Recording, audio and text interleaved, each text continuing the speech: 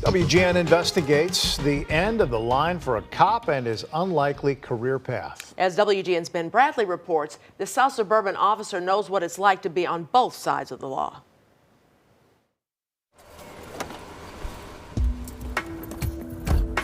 You see a lot in 25 years as a cop.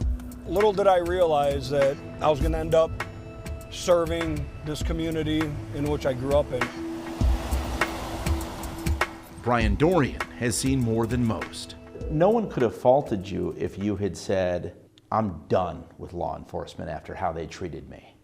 Yeah, and I had those thoughts. Excuse me, excuse us. In 2010, Dorian went from patrolman to perp.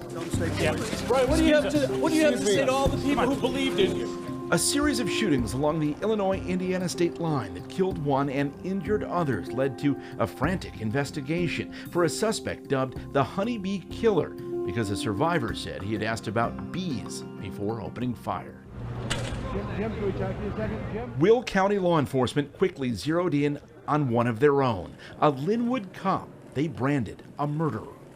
In this line of work, arrogance and stupidity is a very dangerous combination. And then when you throw ambition into the mix, you throw love for this camera into the mix, it can be deadly for citizens and their freedoms being taken away. Despite providing an alibi, Dorian spent 6 days locked up in a jail cell and was charged with murder. Only after those days had gone by did detectives and prosecutors verify his story and validate his innocence. I feel horrible that Brian Dorian went through this, and I certainly would apologize for any inconvenience that he has suffered. It would be 2 more months before the real Honeybee Killer was shot and killed while attempting to rob a tanning salon. Just after 2 or 3 days of being in a box, the mind is weird and amazing thing, and this is where where Dr. McManus helped me. After 3 days or so, I'm sitting there actually considering in my box that I'm sitting there on the cot, man, maybe I was sleepwalking and I did do this. Good. I'm glad you pulled in, man. Yeah. God bless you. Through therapy, the support of loved ones, and the family that is the Linwood Police Department, Dorian returned to the job. Why come back to be a cop after seeing the system get it so wrong? I think I was stubborn. Going back to what my friend had told me, don't let them be the ones that take that away from you. Did that experience make you a better cop? I don't know if it made me a better cop. I think what it did was consciously make me show more empathy. Like the time 5 years after his own arrest, Dorian was booking a murder suspect. We're not asking no questions. You don't have to talk, okay? No. Okay. I'm okay. Okay. I'm cool with it. The suspect would confess to shooting 3 people, killing 1. Turned out Dorian had once helped his mom. Thank you for being the way you are.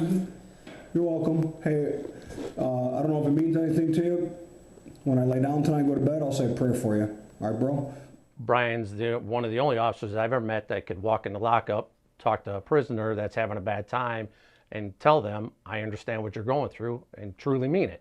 25 years after he took the oath to protect and serve, Central 196. Brian Dorian signs off. Sergeant Dorian, your tour of duty is complete. Central 196, I am 1042 forever.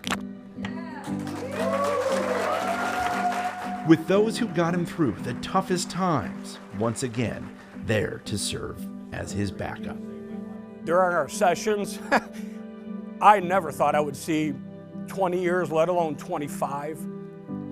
Thank you for healing my mind and getting me back to work. I appreciate it, and I could never thank you enough.